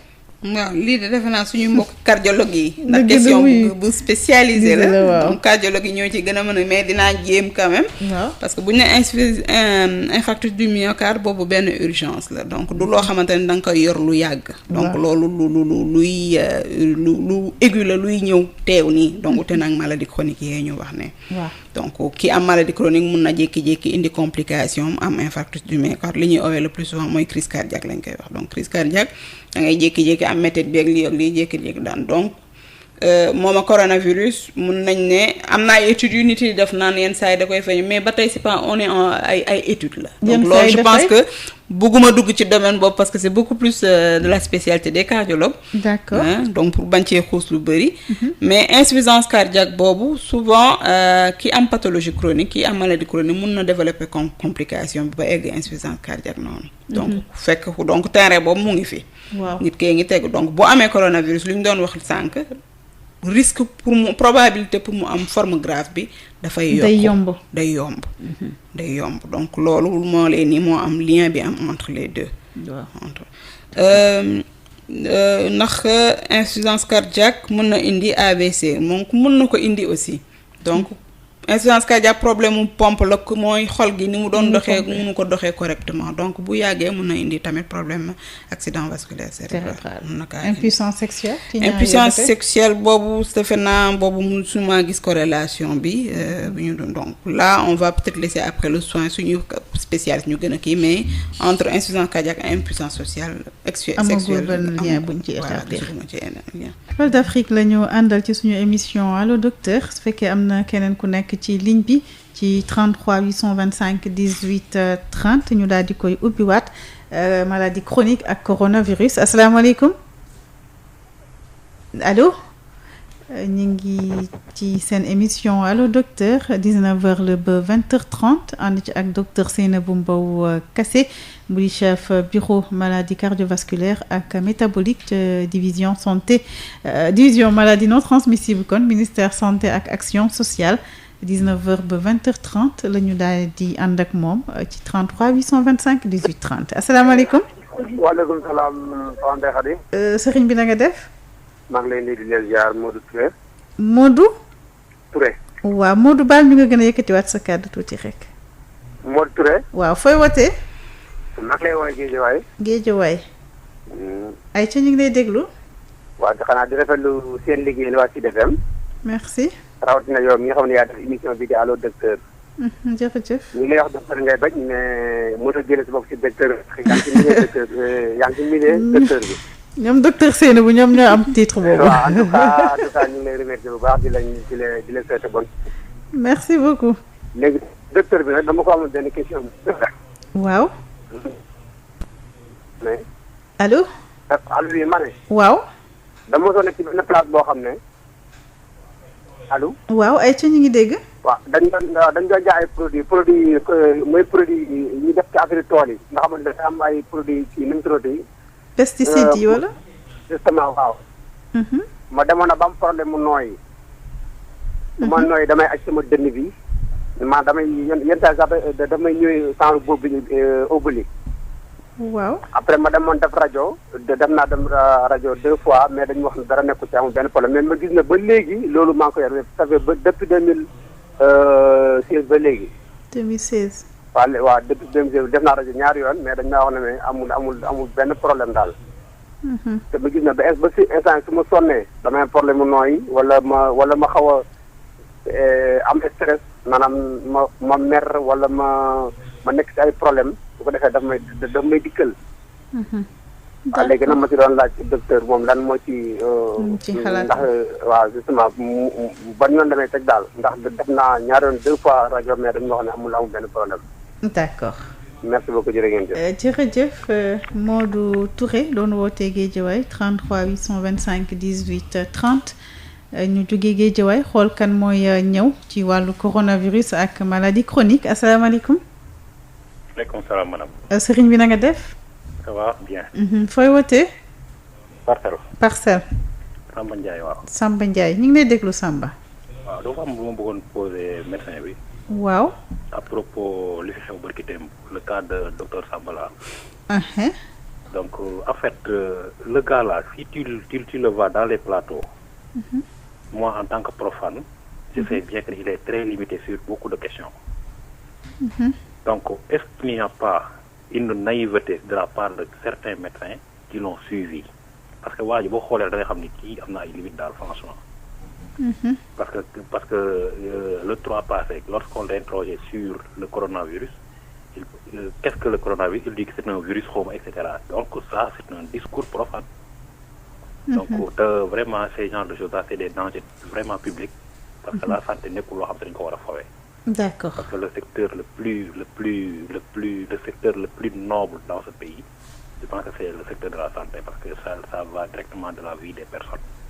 D'accord. Donc loolu laa bëggoon daal ñu leeraloon di ba pare bàyyi ñu xel nag tamit ñoom tamit ñuy bàyyi xel tamit ci genre yi leen infiltré daal. D'accord. Ok, merci beaucoup madame. Merci beaucoup suñu auditeur boobule Samba Ndiaye doon woote Parcelles 33 825 18 30 ñu xool kan moo ci topp asalaamaaleykum. maaleykum salaam. soxna si na nga def. ñoo ngi fi rek. alhamdulilah fooy wootee. sa soppe bi dëkk Thiaroye soppe Sud FM. Thiaroye ngay wootee. Thiaroye kaw waaw. d'accord ñu ngi lay déglu soxna si. waaw ci wàllu xaalis bi ñuy jokkalante laa doon laaj ba xam mbaa loolu du am benn problème si nit ñi rek. waaw ba pare di laajte Tata Ndeye ak Moustapha Sall mbaa ñu ngi si jàmm dama leen a gëj a dégg rek. waaw ñu ngi ci jàmm. alhamdulilah ñu ngi ci jàmm alhamdulilah di ñaanal médecin Sénégal yal na yàlla may leen ndam bu baax. allahumma amin. yàlla génne jàngoro yi ci àdduna bi yëpp. amin amin. sàmm leen di la ñaanal yow tamit mu leen di ñaanal gudd fan yàlla aar leen. allahumma amin ñu bokk ko. waaw jërëjëf soxna si mi ngi doon wootee Thiaroye Kaw ci 33 825 18 30 ñu xool kan mooy ñëw bu ñu amaatee ñaar ñu daal di taxaw bàyyi docteur mu daal di tontu ci wàllu coronavirus ak maladie chronique yan disposition la ñu war a jël ci ñi nga xamante ne ñi nga xeetu feebar yooyu la asalaamaaleykum. waaleykum salaam. soxna si na nga def. ñoom fii rek. foo ñuy woowee. Sicap Baobab. Sicap Baobab. ay ca ñu ngi lay déglu. waaw maa ngi rafetlu émission bi. merci. waaw di leen sant di leen gërëm. jërëjëf man nag dama doon dellu si waat rek pour ñun am maladie chronique yi. man depuis pratiquement un mois ngi xëyuma bureau. bon doon nekk sous traitement mais des fois dama jékki-jékki keroog sa médecin woo ba ni ma ba kii bi de ba mu tuddati garab bi tur bi laay ba ñu tudd rek. bon est-ce que jar nga ko sax. moom lay jël sous traitement mu ne ma dafa manqué. bu fekkee ne mën nga ci dem nga procuré wu ci daal. ma ni ko d'accord ma wàcc sama pharmacie wax ko pharmacienne bi mu ne ma waa dese naa si ñaari boîte léegi sama beneen morom malade moom aussi woo man de dama manqué le ndaw si ne man di dese naa si 2 boîtes mun naa la ko jox. ma ni ko d'accord ma ne ko man sax dama bëgg may benn bi mu ne ma bon loolu moom mënut a nekk moom mu ne ko sama morom bu feebar ma jox ko bi médecin bi kiiwee après ma ni xaaral ma wër yeneen pharmacie mais pharmacie yëpp laa wër mujj gi benn pharmacie ni ma soxna si xam nga nooy def même ak ordonnance sax duñ la jox garab bi parce que dafa manqué état bi il paraît moo ci teg loxo. ma ne ko waa léegi ñun ñu feebar di ko dundee fu ñu jëm ñu ko war di ko dundee tout le temps di ko jëm ma daw gi bon fu ne daw naa fa. il a fallu que ma jël sama dossier médical pour dem instant bi ni traitement pour 1 mois alors que pour 6 mois lañ ma bindal pharmacie boo dem benn boîte pour nga am ko problème waxatuma laaj ñu naan la jox la 4 jox la 6 ñooñu aussi foog ñu xalaat leen. man instant maa ngi nekk en pleine poussée feebar bi bul stress dama ni woon damay wàññi posologie bi mais mënuma ko bi ma ko jëlee dama gën a sonnaat ma ne naa ko dee yàlla baax na. mais neexul daal métti na daal. métti na trop. il faut que ñu xalaat ñu aussi. même bu mu ñëwee jox traitement 1 mois. après je sais pas soit ñu renvoyé ñu ci benn pharmacie wala nga yóbbu say kii ñu ne la fii kat daf ko war di dundee ñu jox la. mais mënoo di wër ci pharmacie bi la nga wër ko ñu jël ko ca jële ko stocké ko pour ñoo xam ne ni feebar bu ñu wala ñoo xam ne feebar nañ alors que ñu bu dee feebar lan ko war a dundee à vie kenn gënuñu cee yaay dañu xalaat aussi suñu cas di laa war a sóoli maa ngi jégalu la baax temps bi may kii. d'accord maa ngi nii sama garab doyul damay tëdd di ko jox su guddee damay tëdd di jël maa ngi xalaat naa wàññi wala bu ma wàññi bëggul stress. yàlla baax na daal mais daal ngeen xalaat ñu daal incha allah dina la ci tontu jërëjëf madame di woote doon woote Sicap Baobab 33 825 18 30 ñu xool keneen ki ci topp kan la ak laajam suñu jugee Sicap Baobab asalaamaaleykum. waaleykum salaam. allo. waaw sëriñ bi baal ñu nga yëkkati sa kàddu ndax ñu dégg la. asalaamaaleykum. waaleykum salaam. soxna Ndeye Khady ziar naa la nuyu naa la. ñi ngi lay delloo ziar. jërëjëfar naa la bu baax. merci beaucoup. sant nañ la ñaan nañ la yal na la yàlla jàppale yàlla aar la. allahumma amin. yaa ngi li jàppale askan bi bu baax macha allah. jërëjëf sëriñ bi. xanaa ñu ñaax rek suñu mbokk yi rek ñu delloo ci yàlla. ndax yàlla dindi fi feebar bi loolu rek moo tax mu jógee fi. amin amin. nit ñi nañ dellu ci yàlla nañu jàng alquran jàkke yi ni ci fekkee diñ leen tëj mun ci julli waaye nañ ci teg alquran kay ñu jàng ko ak rajo yi ñu wàññi musique yi nit ñi raxas xol yi dellu si yàlla ñi am ay borom alal yi ñu jàppale ñi nga xamante ni yoruñu. waaw rajo bi maa ngi ko déglu bu baax maa ngi nuyu sama sëriñ yooyu ñett ustaas yooyu maa ngi leen di nuyu bu baax. macha allah kii defee na ci kanam maa ngi nuyu sam docteur bi macha allah jërëjëf. mi ngi lay fay jërëjëf. merci beaucoup 33 825 18 30 ñu xool kan moo si topp. allo asalaamaaleykum. waaleykum salaam wa rahmatulah. sëriñ bi na nga def. Jóoba di waay docteur Ndeye na nga def. docteur Seynabou moo fi nekk. waaw macha allah ba tey docteur Ndeye rek collaborateur nga kon nag yaa ngi ci biir rek. fooy wootee sëriñ bi. maa ngi woote fii Mermoz Pyrotechnique. Mermoz Pyrotechnique. waaw fidèle auditeur Sud FM depuis longtemps jarul ma ci wax kii rek xam ndax heure bi jot na ma ne. waaw. bon man dama gis ne actuellement nii ñuy def nii. bu 20h jotee kenn dootul génn. keroog ma gis ci benn cas. koo xam ne dafa feebar xaaju guddi xam nga taxi dawatul. te moom amul doole yorul oto. war yóbbu malade bi ma jàpp ne nag suñu maire yi. waroon nañoo def le tout moom ay oto yoo xam dañ koy teg mu nekk disposition population bi. femme bu enceinte dem ba xaaju guddi waru wasin kooku xam nga dana jaaxal waa këram. nit ku tudd ba guddi am malaise ñu war ko yóbbu mënuñ ko yóbbu dana jaaxal waa këram. léegi nag disposition yi ñu jël pour koy tey ko am corona est-ce que duñ xajal foofu nit ñi aussi ñuy appelé ci 15 ou bien l'autre numéro vert ou bien bu loolu bu mënul nekk.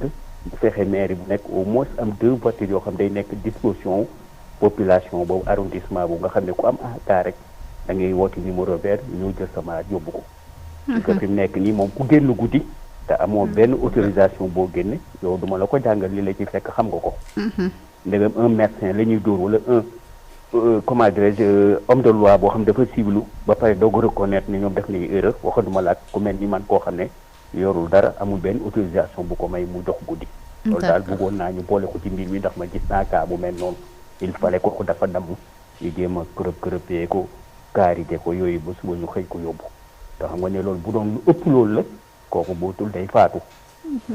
waaw loolu daal jàpp naa ne war nañ ko boole ci xalaat yi. ngeen koy jàllale même bu dee jàll ci ñoom Maodo 11h boobu sax man fa laa woote ba sonn mënumaa dugg. léegi nii laa am chance rek jot la.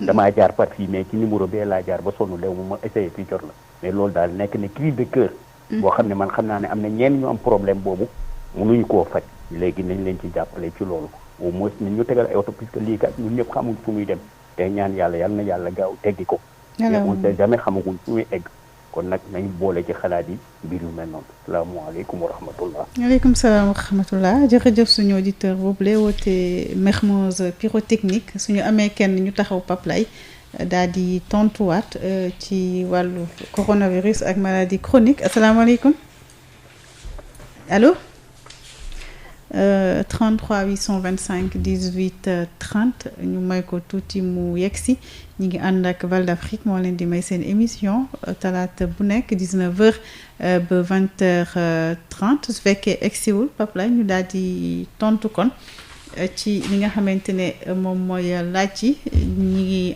njëkkoon a ànd sànq docteur ak Modou Touré mu woote woon Guédiawaye nee na mi ngi encouragé vraiment li nga xamante ne moom mooy liggéey bi ñu fiy def ñu ngi ko ci sant aussi ci encouragement yooyu de mais nee na li ñuy tuddee pesticide nee na lu ñuy jëfandikoo di ko def ci ay tool dafa koy faral di day neboog ci environnement bu ñuy utiliser pesticide yooyu de mais dafa constaté que dafay am problème respiratoire daa dinay def nee na rajo ñaari yoon ñu ne ko du dara waaye moom boobaak léegi depuis 2016 mi ngeek problème respiratoire la am ban orientation nga koy jox ak loo koy conseiller.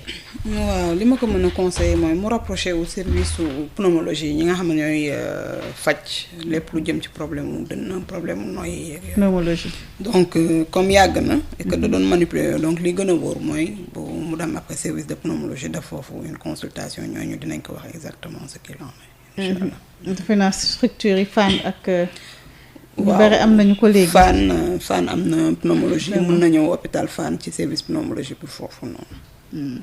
d'accord très Parcelles Assainies la wootee mi ngi tudd Samba Ndiaye moom dafa ñëw ci kaawu médecin boobu la ñu ne du woon médecin dëgg-dëgg te dafa doon exercer métier bi mu wax ci xalaatam nee na moom dafa gis que ni pâte boobu la utiliser yenn médecins yi dañu xaw a naïf ndax ku toog déglu waajooju ni mu doon waxee ci yenn laaj yu ñu ko doon laaj na mu ca doon tontoo ñu war a woon a xalaat ne bu yàgg que ni waajooju bokkul ci ñi nga xamante ni ñoom ñooy corporation médecins yi nee na aussi infiltration ci corps yëpp li ñu koy gis waaye rawatina bi nga xamante ne benn corps bu stratégique la ndax bakkanu doomu aadama daf ci daal di wékku lan nga ci joxe comme commentaire peut-être.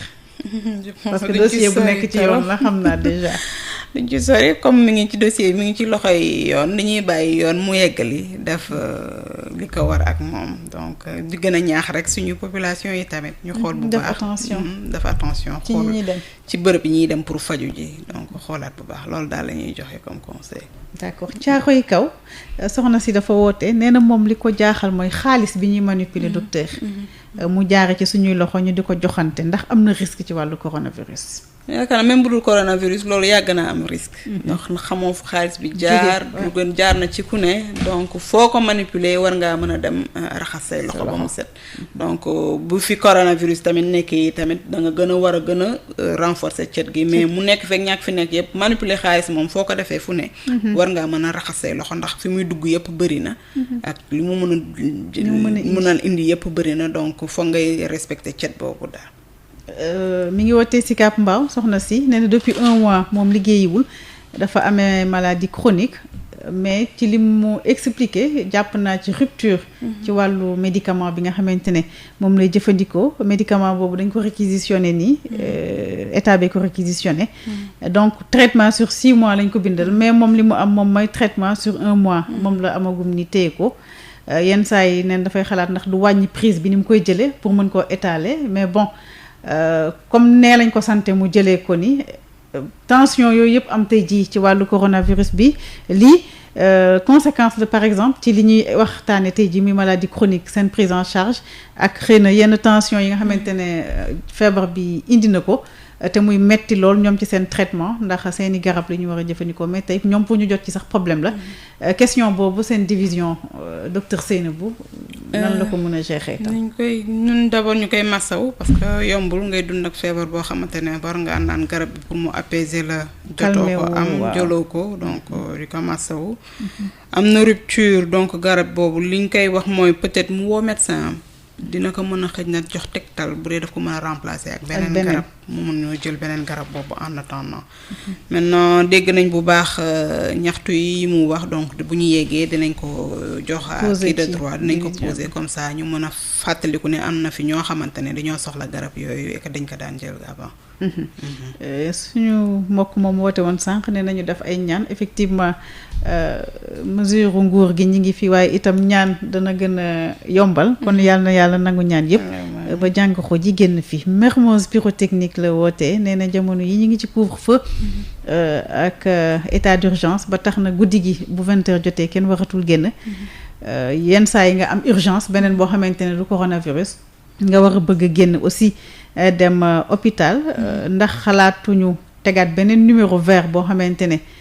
soit sa urgence boobu la nga am yow tey danga ko cay wax ñu mën laa jël en charge su dee dañ lay sàkkal pexe pour noo def ba mën a yegg ci bérébu fajukaay yi donte police baa ngi ci mbedd mi wala su fekkente ne aussi xëy na maire yi ñu mën cee jàpp pour seen déplacement ay proposition la def xam naa mu nekk nee na cri de cœur la ko tuddee boo xamante ne da cee gis ay exemples yoo xamante ne daal yooyu itam yeneen urgence ndax comme on dit yenn saa lii priorité la mais dafa am tam yeneen priorité yu mu fi fekk yoo xamante ni faaw ñu gérer leen simultanément docteur waaw pour ces cas d'urgence là je pense que am na numéro bu fi tegu mooy numéro SAMU muy 15 15 waaw donc foog nit yi di bàyyi xel numéro boobu bu guddee jotee bu ñu amee urgence war nañoo mën a woote ci numéro boobu 15 boobu dinañ leen jox tegtal bu jaree jël si malade bi ñoom dinañ xool en fonction de cas bi bu jaree jël si ñu jël si ko donc ñu bàyyi xel numéro boobu bu baax 15 boobu kon ni mën nañu jokkoo ak ñoom bu ñu amee urgence pour diggi nii d'accord liste bi jeex na Pape ci 33 825 18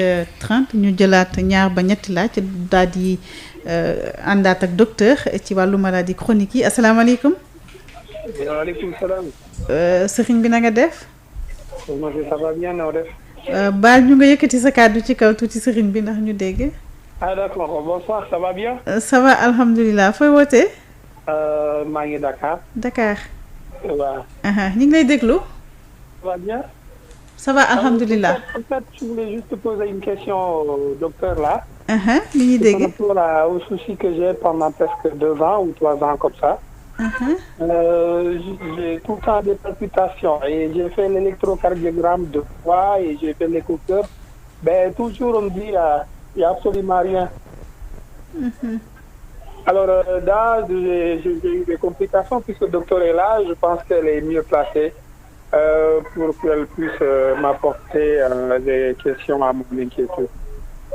D'accord. Ouais, parce que palpitation daf may sonal quand ça m'arrive je n'arrive même pas à dormir, il faut que je reste pendant longtemps dans le lit pour pouvoir vraiment chercher à dormir. Et malheureusement dama reen voilà. D'accord. Jërëjëf 33 825 18 30 ñu xool ki ci topp kan la ak laajam ñi ngi ànd ak waa Val d'Afrique ñoo leen di may seen émission asalaamaaleykum. allo allo salaamaaleykum. waaleykum salaam wa rahmatullah. waaw sëriñ bi. bu baax a baax. fooy wootee. baal ma bamtuwaat fooy wootee. Sébi Xotaan d'accord. ay ca ñu ngi lay laajte maladie bi corona bi waaw. ku ko am ak asthmatique. ku ko am ak asthmatique. ak asthmatique mbaa du am risque bu fois. mbaa du am. risque bu métti. risque yi lan la. voilà. d'accord. loolu laa doon laajte xanaa di leen jaajëfal di kontaan lool ci émission bi. merci beaucoup.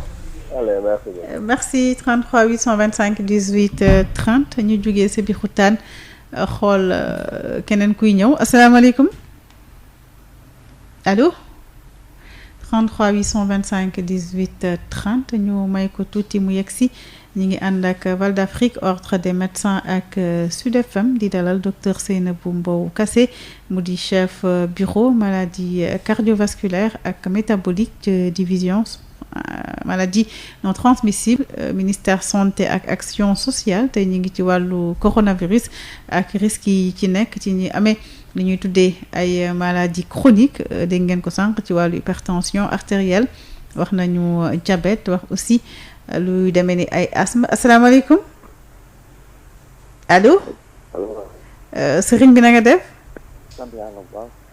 baal ñu nga yëkkati sa kàddu fooy wootee man maa ngi woote Kër Samba Kane. Kër Samba Kane. waaw.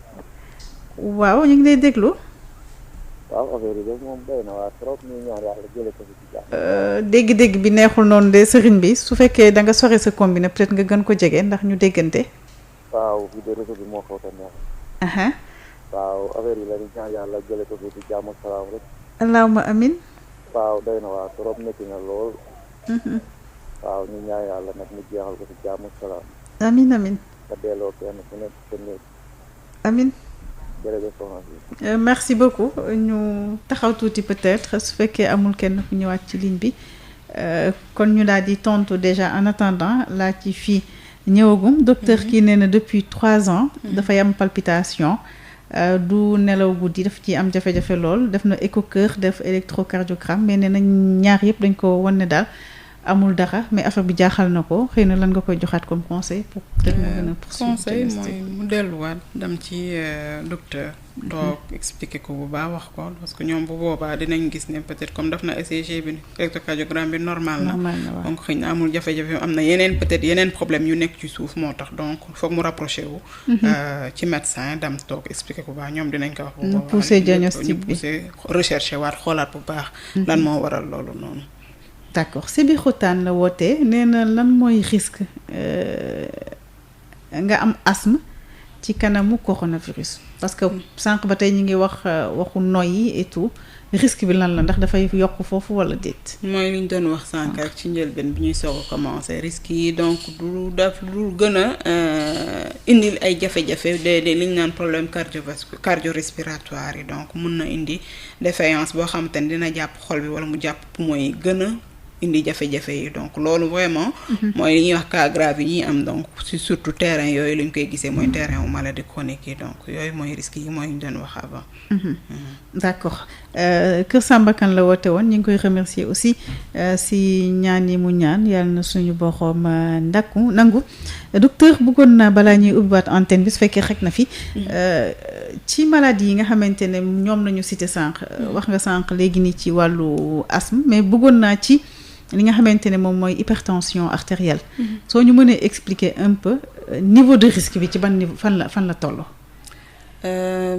du jëm ci en quoi nga am hypertension artérielle mu nekk présenté wu nekk risque par rapport ak feebar bi en quoi par rapport ak diabète bi en quoi par rapport ak ñi am ay xeetu rhumatisme ak li nga xam asthme bi moom wax nga ko léegi nii ndax problème respiratoire bi dafay daal di taxaw ak li nga xamante ne moom mooy yeneen maladie chronique yi bu ci nekk ci ñoom fan la niveau risque bi situé wu déjà par rapport ak coronavirus ki am hypertension artérielle risque bi mi ngi posé wu au niveau cardiaque ci xol bi donc foofu la mën a indee ay complications yoo xamante ne mun na grave trop donc foofu la borom diabète bi moom c'est par rapport ak infection mais mun na dem ba ci au niveau cardiaque aussi parce que ki am diabète mun na bu yàggee tamit indi ko ay problème cardiaque donc ñoom ñëpp bu ñu dee xool ñoom ñëpp ñuy jàngoro yi muy hypertension artérielle muy diabète muy borom asthme bi ñoom ñëpp seen risque complications yi ñu gën a gis mooy au niveau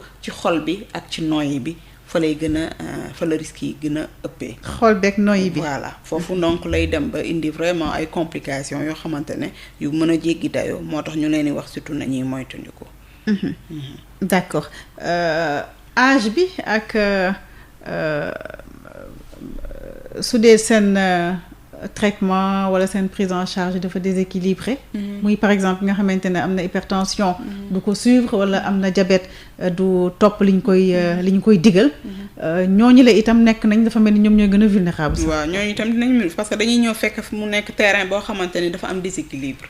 day yomb mu dugg ci biir donc day yomb pour mu grave ndax déséquilibre bu fekkee ne tension ba normalu da gën a indi déséquilibre bu fekkee ne kii itam diabète ba nu mu koy suukar si normalu tam day indi déséquilibre bu fekkee yaram ba amoon na déséquilibre jàngoro ji ñëw bokk ci donc day gën a jaxase li nekk ci yaram bi gën a favoriser cas grave yi. moo tax surtout ñuy satu naan leen nañuy continuer seeni traitement fexe ba équilibré nañu daan xoolee seen yaram di nemmeeku di seet di saytu di xool ndax am na ay signes yoo xamante ne yii boo ko gisee mu ngi lay teg ci yoon ne lii yaa ngi commencé déséquilibré nga mën a jege sa waa kër docteur mën a waxtaan ak ñoom ñu mun la xelalaat waxaat la nan nga war a def pour mën a delluwaat li nga kii woon. beneen yëf bi ñuy fàtte mooy souvent lii di maladie chronique dañu leen wax souvent nañu am une certaine hygiène de vie. waaw. hygiène de vie bi mi ngi jëm ci lekk bi. mi ngi jëm ci yëngu yi ndax dañ leen naan nañuy def activité physique. xam nga fi ñu toll ne bu ñu ne ku nekk toogal sa kër bul génn bul demati fenn day tax nit yi gën a sédentaire. donc ñi daan doxi bàyyi dox waaw ñi doon doxi daan bàyyi dox ñi daan dox donc ñi daan marché bàyyi ko donc yooyu de ce fait les gens dañuy toog seen i kër ils sont sédentaires. dañ leen di juste rappeler. que ne quand même il faut que ñuy bañ a fàtte loolu lu mu néew ñu mën a yëngal seen i yaram. parce que ci biir kër gi mën nga ko ci yëngal ci biir kër gi mën nga ko. donc tout dépend sa kër na mu aménagé wu na mu nekkee bu dee am nga ay escalier jëlal say escalier. di yéeg di wàcc rek. ba nga xam def activité physique boo xamante ne pendant 30 minutes intense ba ñaq nga ci. bu dee am nga cours wala dara mun nga fay dem di wër. di dox mais nga ba yëngal yaram bi bañ a toog rek. même corde sax boo ko amee. wala vélo wala tapis sa kër tout dépend rek. en fonction de li nga am outil bi nga am nga mun di continuer di yëngu ndax loolu. dafa bokk ci mesures yi ñu leen ni souvent di leen koy wax pour ñuy yëngal yaram bi di xool bu baax seen lekkin. muy lekk bu sell bu équilibré ñu mën di ko ci boole donc loolu duñ leen koy fàttaliwaat boole ci naan seeni garab. am seen stocku garab bu baax bu dee diabétique bi la ni mu daan def di surveiller suukaram mu koy continuer di ko surveiller fu mu gisee ne lii am na fi xërëq nekkatul fu mu waroon a nekk mu mun a contacter son médecin kooku jox ko ay tegtal wax ko nan la war a def pour mun a teguwaat ci yoon et itam li gën daal mooy bu ñu mënul a génn bu ñu mënul a toog vraiment ñu jéem a minimiser dem yi mën a toog le maximum ci kër gi bu dee itam du fa génn gi il faut ñu dem kër docteur ñu xool lu ñuy génnee fexe ba bu dee di ñuy dugg ci transport urbain yi jël ay matuwaay yor seen masque bu dee dañuy nekk ci luy favoriser tamit surtout transport individuel bu dee da nga am mën nga jël taxi mais booy dem na nga jël say matuwaay au moins pour bañ a exposer wu autant. d'accord ñu wax ne kon ubbiwaat nañu antenne bi tuuti des nañu defe naa lu toll ci fukki simili suñu mënee am ñaar ba ñetti auditeurs ci 33 825 18 30 ngi ànd ak docteur Seynabou Mbow Kassé moom mooy chef bureau maladie cardiovasculaire ak métabolique ci division maladie non transmissible ministère santé ak action sociale asalaamaaleykum. waaleykum salaam wa rahmatulah. soxna si. soxna Ndeye Khady maa ngi lay ziare. ñu ngi lay delloo ziar fooy wootee. maa ngi nuyu docteur Kassé maa ngi woote Cité Comico bu Mbambilor. Cité Comico d'accord. waaw maa ngi rafetlu seen waxtaan bi leen suivre depuis sànq ba tey. merci beaucoup. yal na yàlla yàggal taxawaay bi. allahumma amiin. ñu ngi félicité suñu docteur bi aussi. merci. wante man seen mesure préventive yi pour Covid 19. waaw lenn rek moo ma ci xaw a tiital mooy bi ñuy wax rester chez vous bi. xam nga rester chez vous bi day fekk suñ la toogloo sa kër nga am loo lekk wala loo naan. xam nga dañuy fàtte ni fii dañu nekk ci pays boo xam ne tamit dafa pays bu sous-développé la ñu bëri dañuy xëy di dem di wuti ji dépense di ko indi pour jox seen waa kër ñu lekk ak ñu naan.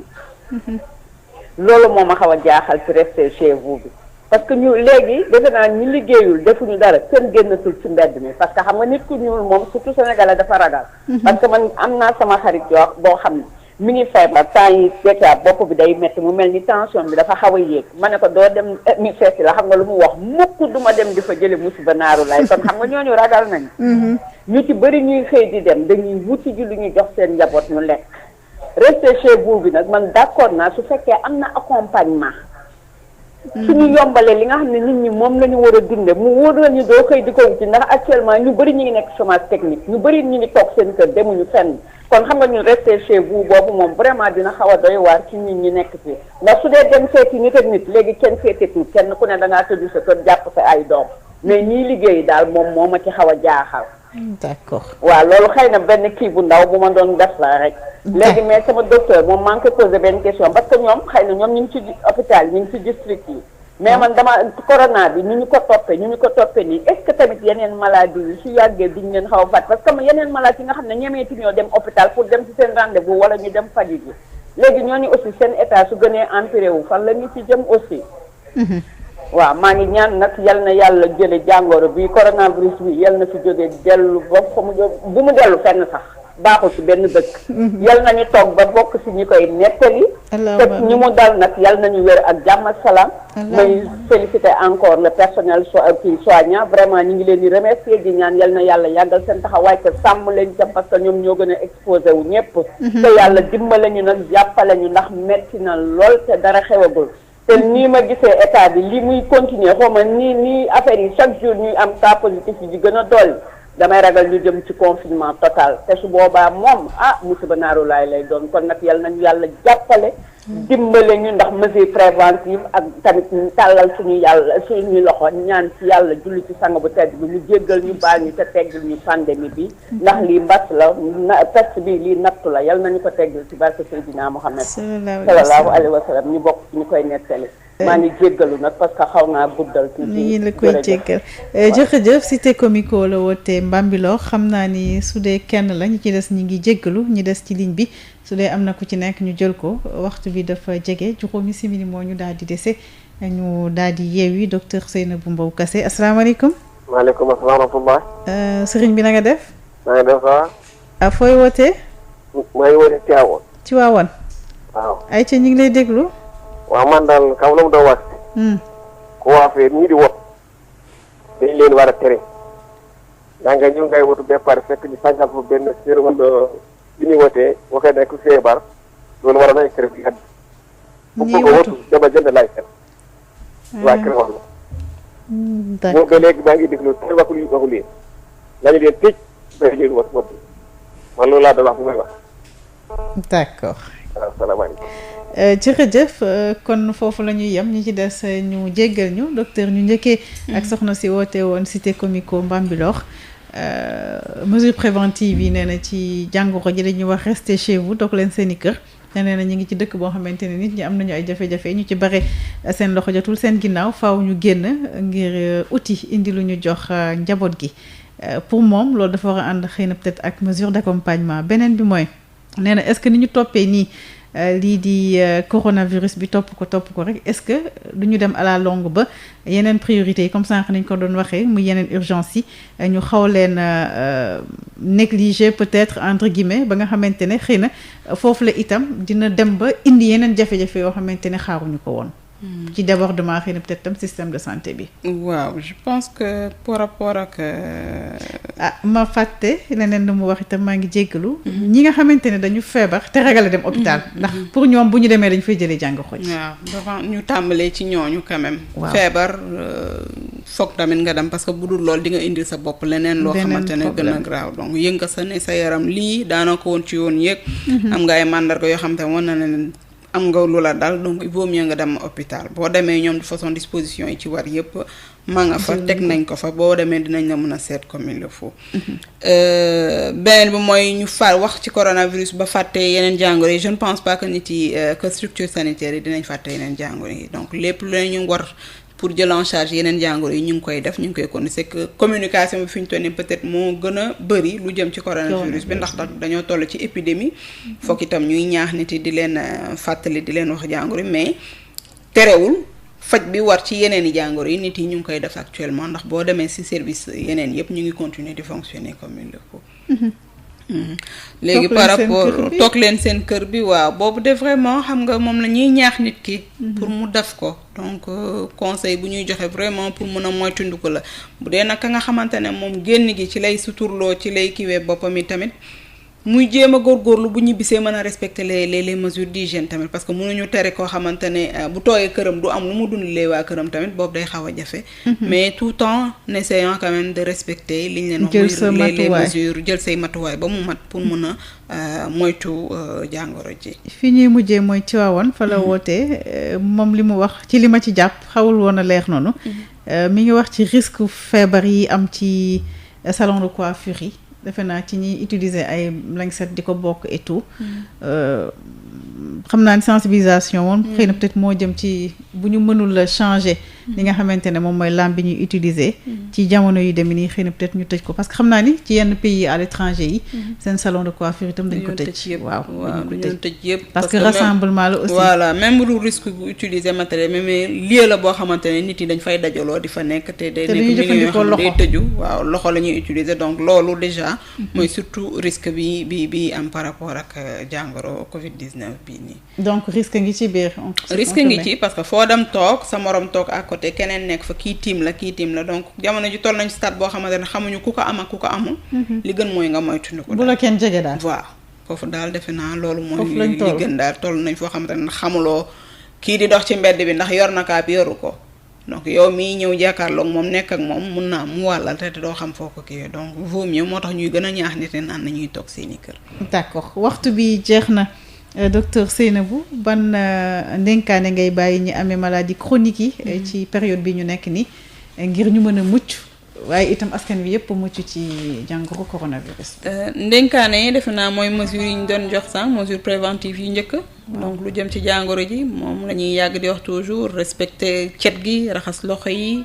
nettoyer kër gi bu baax ku ci sëqat baa ngay ci chol yi utiliser mouchoir bu dul loolu nga jël sa pliu coude bi sa conco bi teg ko.